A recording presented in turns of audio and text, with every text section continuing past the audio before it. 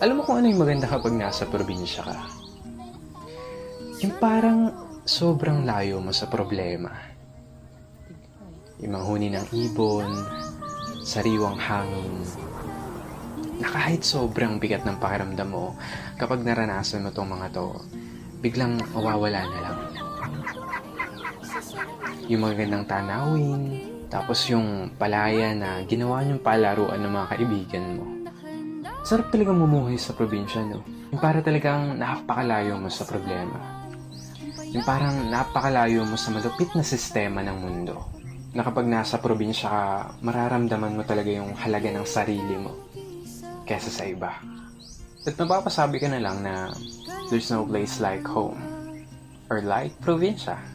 At ikaw na nanonood nito ngayon, masaya ako at naparamdam ko sa'yo ang pamumuhay sa isang probinsya.